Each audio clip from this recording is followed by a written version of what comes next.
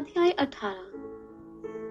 हिम्बल के पिता की मृत्यु तथा जिन परिस्थितियों में उसकी मृत्यु हुई उन्हें मीरदाद दिव्य शक्ति के द्वारा जान लेता है।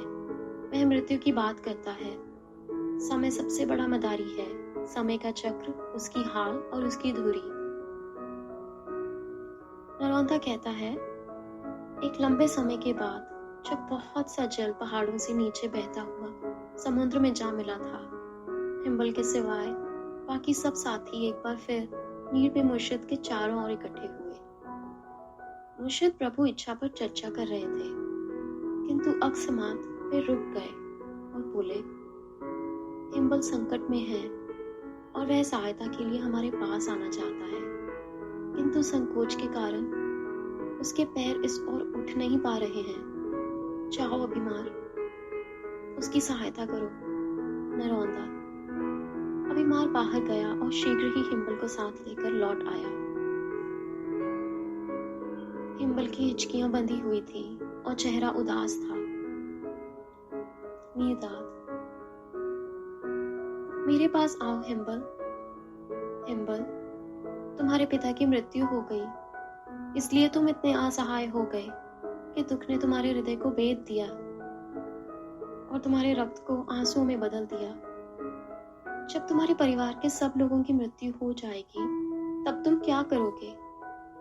क्या करोगे तुम जब इस संसार के सब पिता और माताएं और सब बहनें और भाई तुम्हारे हाथों और आंखों की पहुंच से परे चले जाएंगे? हिम्बल। हाँ मुर्शिद, मेरे पिता की मृत्यु हिंसापूर्ण हुई है। एक बैल ने, जिसे उन्होंने हाल ही में खरीदा था, कल शाम उनके पेट में सींग भोंक दिया और उनका सिर कुचल डाला। मुझे अभी अभी एक संदेशवाहक ने यह सूचना दी है। मीरदाद। और उनकी मृत्यु जान पड़ता है ठीक उस समय हुई जब उनका भाग्य उदय होने वाला था। हिम्बल। ऐसा ही हुआ मुर्शिद, ठीक ऐसा ही हुआ है। मीरदाद। और उनकी मृत्यु तुम्हें इसलिए और भी अधिक दुख दे रही है कि वह बैल उन्हीं पैसों से खरीदा गया था जो तुमने भेजे थे। हिम्बल। यह सच है मुर्शिद, ठीक ऐसा ही हुआ है। लगता है आप सब कुछ जानते हैं। मीरदाद। और वे पैसे मीरदाद के प्रति तुम्हारे प्रेम की कीमत थे। आगे नरौंदा कहता है, हिम्बल आगे कुछ न बोल सका क्योंकि आंसुओं से उसका गला रुध गया था। मीरदाद। तुम्हारे पिता मरे नहीं हैं हिम्बल, ना ही उनका स्वरूप और परछाई अभी नष्ट हुए हैं, पर वास्तव में वे तुम्हारे पिता के बदले हुए स्वरूप और परछाई को देखने में तुम्हारी इंद्रियां असमर्थ हैं, क्योंकि कुछ स्वरूप इतने सूक्ष्म होते हैं और उनकी परछाइयां इतनी क्षीण कि मनुष्य की स्थूल आंख उन्हें देख नहीं सकती।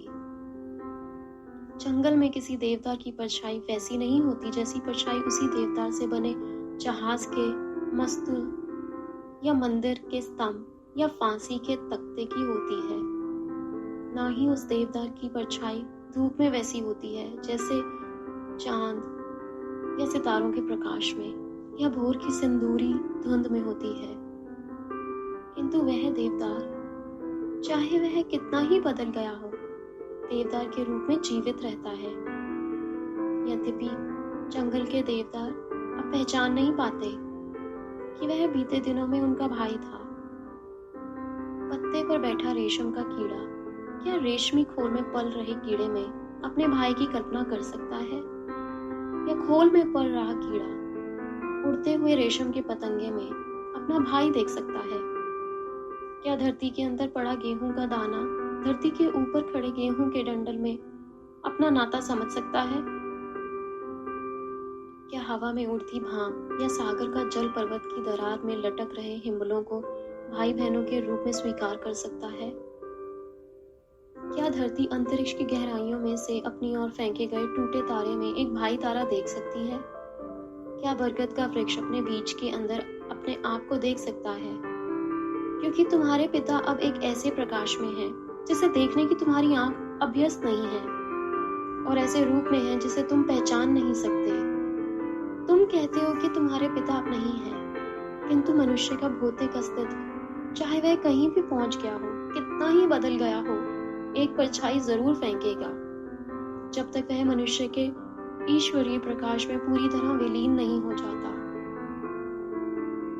लकड़ी का एक टुकड़ा, चाहे वह आज पेड़ की हरी शाखा हो और कल दीवार में गड़ी खूंटी, लकड़ी ही रहता है और अपना रूप तथा परछाई बदलता रहता है जब तक वह अपने अंदर छिपी आग में जलकर भस्म नहीं हो जाता। इसी तरह मनुष्य जीते हुए और मरकर भी मनुष्य ही रहेगा जब तक उसके अंदर का प्रभु उसे पूरी तरह अपने में समा ना ले, अर्थात जब तक वह उस एक के साथ अपने एकत्व का अनुभव ना कर ले। परंतु ऐसा आंख के उस एक निभेश में नहीं हो जाता जिसे मनुष्य जीवन काल का नाम देता है। संपूर्ण समय जीवन काल है मेरे साथियों। समय में कोई आरंभ या पड़ाव नहीं है, ना ही उसमें कोई सराय है जहां यात्री जलपान और विश्राम के लिए रुक सके। समय एक निरंतरता है जो अपने आप में सिमटती जाती है। इसका पिछला छोर इसके अगले छोर के साथ जुड़ा हुआ है। समय में कुछ भी समाप्त और विसर्जित नहीं होता, कुछ भी आरंभ तथा पूर्ण नहीं होता। समय इंद्रियों के द्वारा रचित एक चक्र है और इंद्रियों के द्वारा ही उसे स्थान के शून्यों में घुमा दिया जाता है। तुम ऋतुओं के चकरा देने वाले परिवर्तन का अनुभव करते हो और इसलिए विश्वास करते हो कि सब कुछ परिवर्तन की जकड़ में है। परंतु साथ ही तुम यह भी मानते हो कि ऋतुओं को प्रकट और विलीन करने वाली शक्ति एक रहती है, सदैव वही रहती है। तुम वस्तुओं के विकास तथा श्रेय को देखते हो और निराशापूर्वक घोषणा करते हो कि सभी विकासशील वस्तुओं का अंत श्रेय होता है। परंतु साथ ही तुम यह भी स्वीकार करते हो कि विकसित और क्षीण करने वाली शक्ति स्वयं न विकसित होती है न क्षीण। तुम बयार की तुलना में वायु के वेग का अनुभव करते हो और कह देते हो कि दोनों में से वायु अधिक वेगवान है, किंतु इसके बावजूद तुम स्वीकार करते हो कि वायु को गति देने वाला और बयार को गति देने वाला एक ही है और वह ना तो वायु के साथ वेग से दौड़ता है और ना ही बयार के साथ ठुमकता है। कितनी आसानी से विश्वास कर लेते हो तुम, कितनी आसानी से तुम इंद्रियों के हर धोखे में आ जाते हो। कहाँ है तुम्हारी कल्पना? क्योंकि उसी के द्वारा तुम यह देख सकते हो कि जो परिवर्तन तुम्हें चकरा देते हैं वे केवल हाथ की सफाई हैं। वायु बयार से तेज कैसे हो सकती है? क्या बयार ही वायु को जन्म नहीं देती? क्या वायु बयार को अपने साथ लिए नहीं फिरती? ऐ धरती पे चलने वालों, तुम अपने पैरों द्वारा तय की गई दूरियों को कदमों और कोसों में क्यों नापते हो? तुम चाहे धीरे धीरे टहलो या सरपट दौड़ो, क्या धरती की गति तुम्हें उन अंतरिक्षों और मंडलों में नहीं ले जाती जहां स्वयं धरती को ले जाया जाता है? इसलिए तुम्हारी चाल क्या वह नहीं जो धरती की चाल है? और फिर क्या धरती को अन्य पिंड अपने साथ नहीं ले जाते और उसकी गति को अपनी गति के बराबर नहीं कर लेते? हाँ, धीमा ही वेगवान को जन्म देता है। वेगवान धीमे का वाहक है। धीमे और वेगवान को समय और स्थान के किसी भी बिंदु पर एक दूसरे से अलग नहीं किया जा सकता। तुम यह कह सकते हो कि विकास विकास है और श्रेय श्रेय है और वे एक दूसरे के बैरी हैं। क्या कभी किसी वस्तु का उद्गम क्षीण हो चुकी किसी वस्तु के अतिरिक्त और कहीं से हुआ है? और क्या कभी किसी वस्तु में श्रेय का आगमन विकसित हो रही किसी वस्तु के अतिरिक्त और कहीं से हुआ है? क्या तुम निरंतर क्षीण होकर ही विकसित नहीं हो रहे हो? क्या तुम निरंतर विकसित होकर ही क्षीण नहीं हो रहे हो?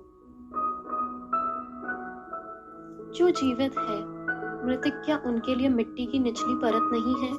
और जो मृतक है, जीवित क्या उनके लिए अनाज के गोदाम नहीं है? यदि विकास श्रेय की संतान है और श्रेय विकास की, यदि जीवन मृत्यु की जननी है और मृत्यु जीवन की, तो वास्तव में वे समय और स्थान के प्रत्येक बिंदु पर एक ही हैं। और जीने तथा विकसित होने पर तुम्हारी प्रसन्नता वास्तव में उतनी ही बड़ी मूर्खता है जितनी मरने और क्षीण होने पर तुम्हारा शोक। तुम यह कैसे कहते हो कि केवल पतझड़ ही अंगूर की ऋतु है? मैं कहता हूँ कि अंगूर शीत ऋतु में भी पका होता है, जब वह बेल के अंदर अदृश्य रूप में संपतित हो रहा और सपने देख रहा केवल सुप्त रस होता है। और वह पका होता है बसंत ऋतु में भी, जब वह हरे रंग के छोटे छोटे मनकों के कोमल गुच्छों के रूप में प्रकट होता है। और ग्रीष्म ऋतु में भी, जब गुच्छे फैल जाते हैं, मन के फूल उठते हैं और उनके गाल सूर्य के स्वर्ण में रंग जाते हैं। यदि हर ऋतु अपने भीतर अन्य तीनों ऋतुओं को धारण किए हुए है, तो निसंदेह सब ऋतुएं समय और स्थान के प्रत्येक बिंदु पर एक ही हैं। हाँ, समय सबसे बड़ा मदारी है और मनुष्य धोखे का सबसे बड़ा शिकार।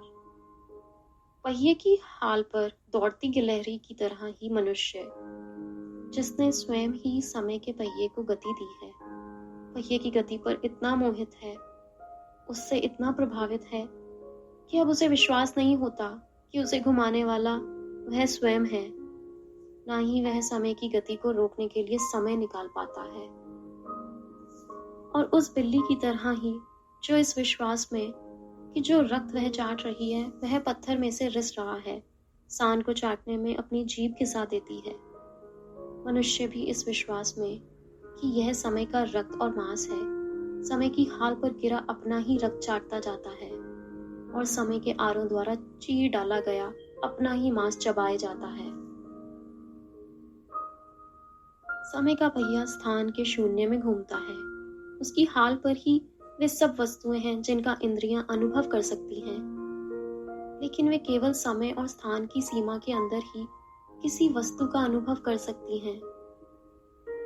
इसलिए वस्तुएं प्रकट और लुप्त होती रहती हैं।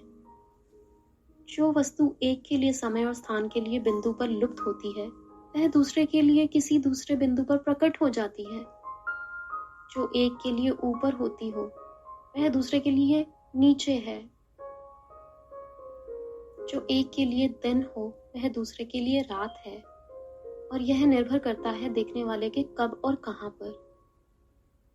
समय के पहिए की हाल पर जीवन और मृत्यु का रास्ता एक ही है साधुओं, क्योंकि गोलाई में हो रही गति कभी किसी अंत पर नहीं पहुंच सकती, ना ही वह कभी खत्म होकर रुक सकती है। और संसार में हो रही प्रत्येक गति गोलाई में हो रही गति है।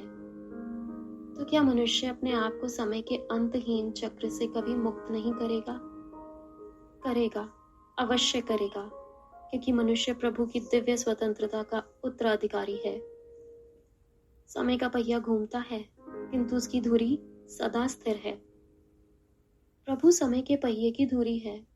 यद्यपि सब वस्तुएं समय और स्थान में प्रभु के चारों ओर घूमती हैं, फिर भी प्रभु सदैव समय मुक्त, स्थान मुक्त और स्थिर है।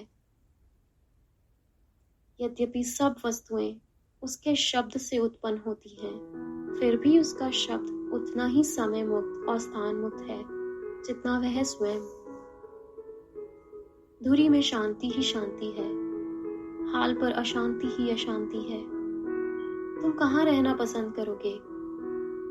मैं तुमसे कहता हूँ, तुम समय की हाल पर से सरक कर उसकी धुरी पर आ जाओ और अपने आप को गति की बेचैनी से बचा लो। समय को अपने चारों ओर घूमने दो और समय के साथ खुद मत घूमो।